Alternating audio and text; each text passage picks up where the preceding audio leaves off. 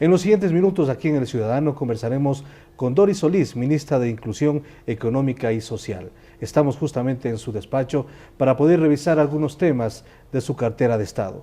Uno de esos tiene que ver con lo que significa los adultos mayores ahora en esta circunstancia, en esta realidad en el país.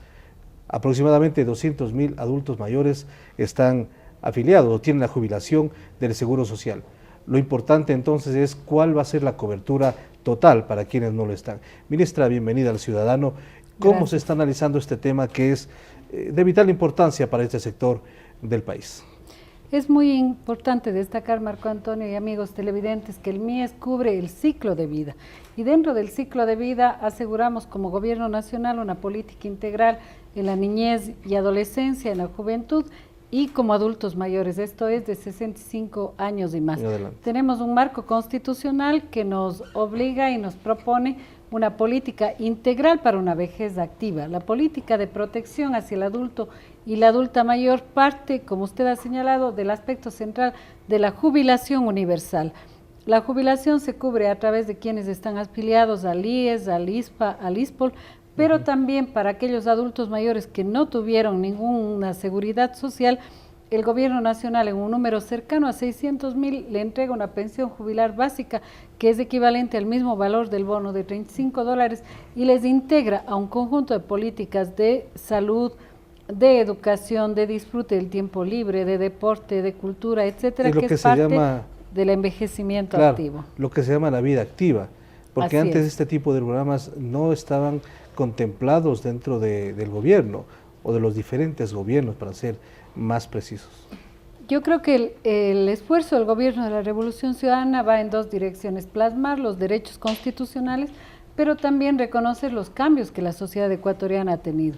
Debemos recordar a los amigos televidentes que mientras en el Ecuador hasta hace unas décadas la esperanza de vida estaba en 55, 58 años, hoy es 76 años. El último censo nos muestra que el promedio de vida de los ecuatorianos es de 76 años, es decir, el Estado, el gobierno, las políticas sociales en general tienen que adaptarse a esa nueva realidad.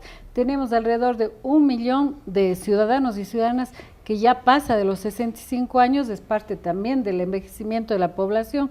Enhorabuena que el promedio de vida de los ecuatorianos sea el de 76 años, pero entonces tenemos que garantizar que esos años dorados, esos años sean efectivamente años productivos, años de disfrute, años de lo que bien ha señalado usted, se llama o se caracteriza como vejez activa. Ahora, no sé si estos datos son los precisos, pero si no lo son, me corrige. Hasta finales del año, 700.000 adultos mayores que no tenían pensión jubilar accederían a los $35. Ese es el monto que se va a entregar a este tipo de personas. Así es, estamos trabajando coordinadamente con el IES para que mientras ellos cubren todo lo que es la pensión contributiva, las políticas del MIES cubran la pensión no contributiva, es decir, de aquellos que no tienen una jubilación y que además lo requieren, porque probablemente algunos adultos mayores están protegidos por ingresos familiares o algún seguro privado, aunque serán la minoría, y estamos poniendo énfasis en aquellos adultos y adultas mayores de los quintiles 1 y 2, es decir, en condiciones de pobreza. Pero ahí es fundamental que recuperemos el principio y el mandato constitucional de seguridad social universal para todos los ecuatorianos y ecuatorianas. Ahora, ¿qué porcentaje de estos accedieron al crédito de desarrollo humano? ¿Cuántos de quienes están recibiendo este beneficio? Su pregunta es muy importante porque nos remite a que el adulto mayor, a quien generalmente se le ve como alguien no productivo, alguien, digamos, que ya está en el ocaso de su vida, sin embargo no es cierto. Muchos adultos y adultas mayores tienen la posibilidad, luego de dejar un empleo fijo, de emprender negocios, actividades productivas por cuenta propia y más de 30.000 adultos mayores han pedido el crédito de desarrollo humano, de adultos mayores que están en situación de ¿Y pobreza. cuáles son los sectores que se ven beneficiados? Es decir, ellos hacia dónde apuntan mayormente con este crédito, que como usted lo ha dicho, de pronto ya pensamos que no les va a servir, pero están sí algunos de ellos en condiciones de poder tener un negocio, alguna circunstancia que les permita tener mejores ingresos. Básicamente son pequeños emprendimientos de economía popular y solidaria, pequeños negocios de distinto tipo, pero también usted ha señalado algo muy importante. De manera más integral debemos ver que los adultos mayores son absolutamente útiles, necesarios para la sociedad.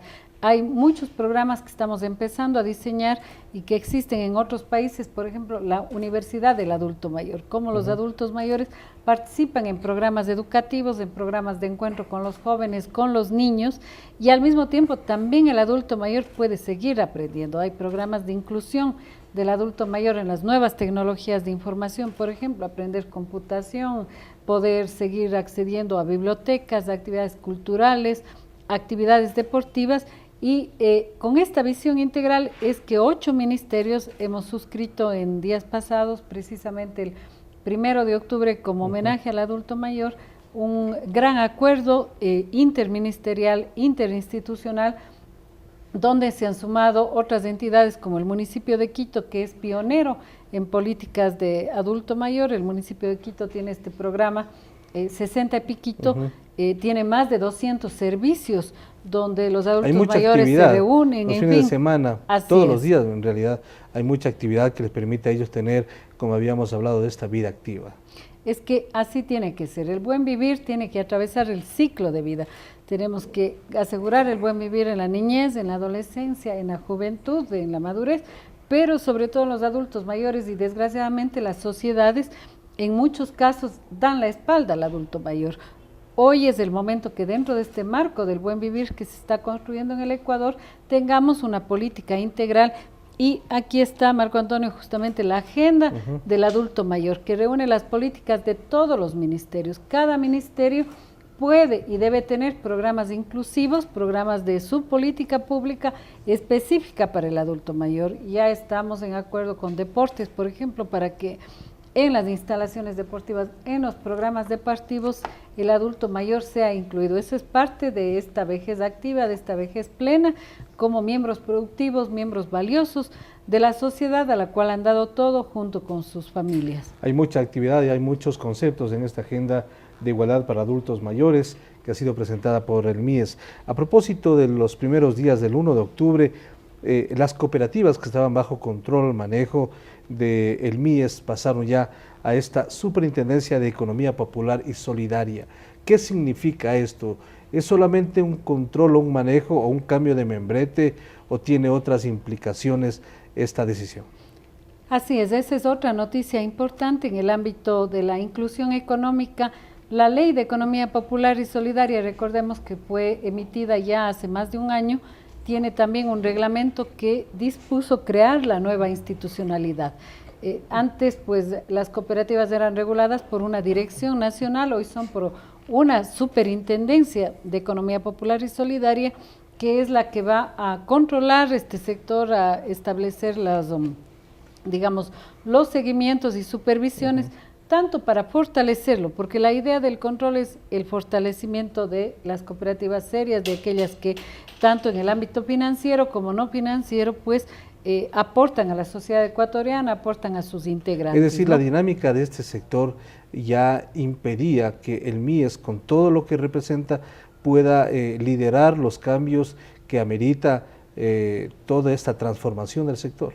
Así es, partamos de que en gobiernos anteriores y en la institucionalidad vieja del Estado ni siquiera se consideraba al conjunto de la economía popular y solidaria. Hoy ese sector está reconocido constitucionalmente como una tercera forma de economía. Hay la privada, hay la pública y hay la economía popular y solidaria.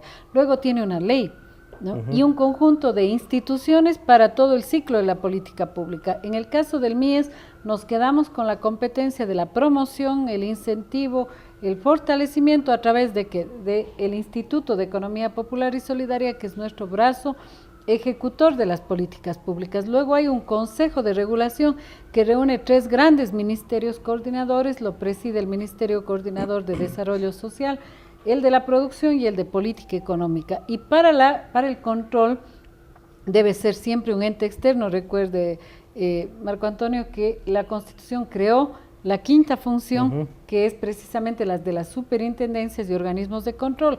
Entonces, ahí se ha creado la nueva superintendencia que ordenará el sector. Nosotros hemos trasladado ya toda esta competencia y de manera que las cooperativas, tanto financieras como no financieras, que requieran distintas actividades de su legalización, de su control, tienen que dirigirse ahora a esta superintendencia. Ha habido o existe más bien muchos emprendimientos de diferentes sectores económicos del país.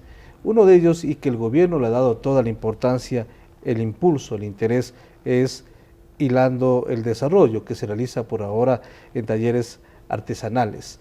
Se supone que con estos cambios ya las cosas van a ser diferentes, la tecnología, van a poder acceder a créditos, van a poder desarrollar mucho más allá su negocio.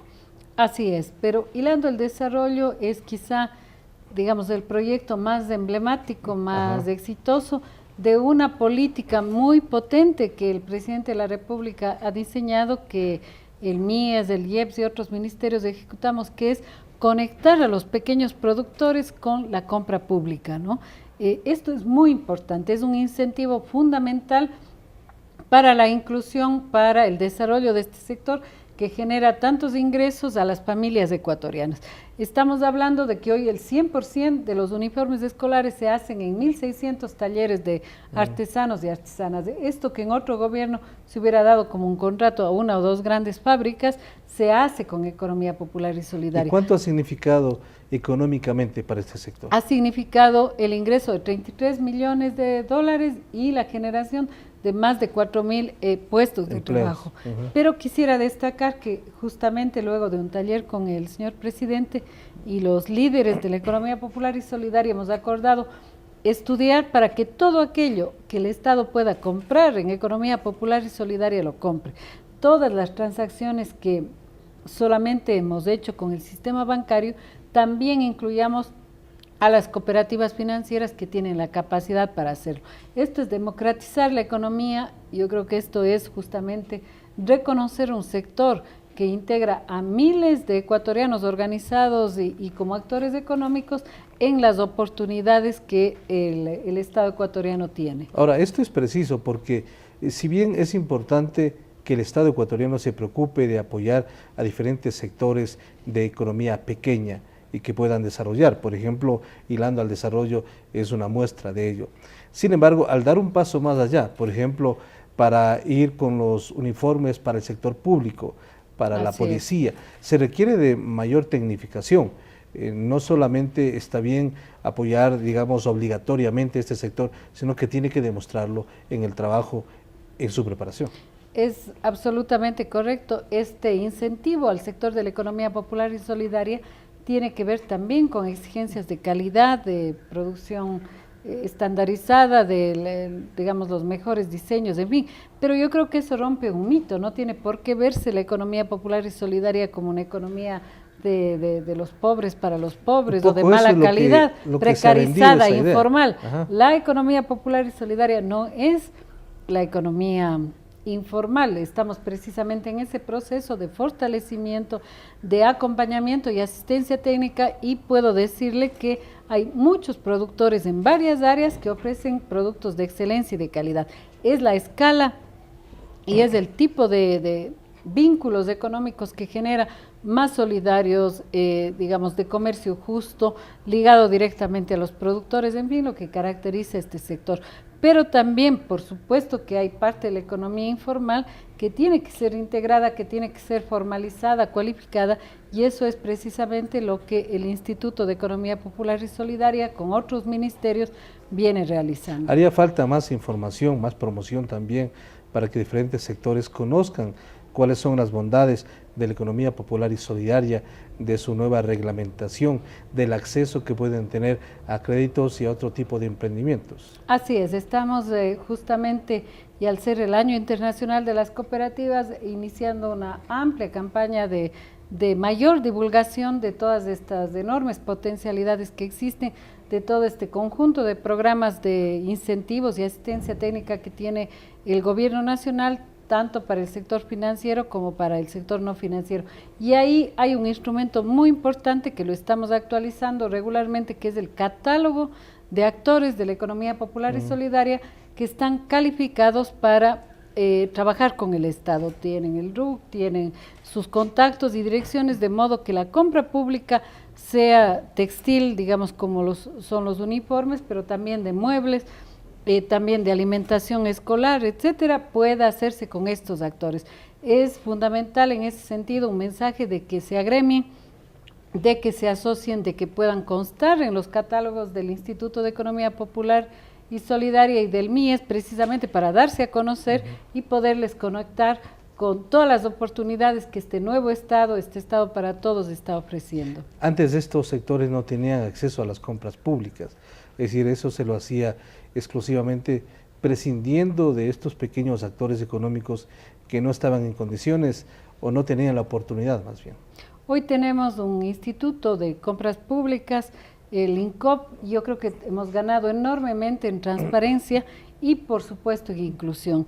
El INCOP tiene y trabaja permanentemente con nosotros para que podamos incluir a los micro, a los pequeños, a los medianos proveedores que efectivamente, como usted lo ha señalado, han estado en el pasado excluidos de esta relación virtuosa con el Estado, al cual pueden ofrecer servicios de calidad cada vez mayor. Ministra, muy gentil por atender al ciudadano y pasar revista de estos temas que son de interés. Muchas veces no tienen la adecuada cobertura en los mismos medios de comunicación, porque de pronto no son espectaculares como otros temas, pero vale la pena que el país conozca cuál es la vigencia que tienen este espacio acá, obviamente en el ciudadano. Muchas gracias también, y sabemos que en el ciudadano las buenas noticias sí son noticias, así que muy contentos de informar a la ciudadanía precisamente estos avances que se están dando en la política del Gobierno de la Revolución Ciudadana. Muchas gracias, muy gentil a la ministra Doris Solís, ministra del Ministerio de Inclusión Económica y Social. Hemos pasado revista a diferentes temas que tienen que ver con la gestión que realiza esta importante cartera de Estado. Enseguida regresamos con más información. Esto es El Ciudadano.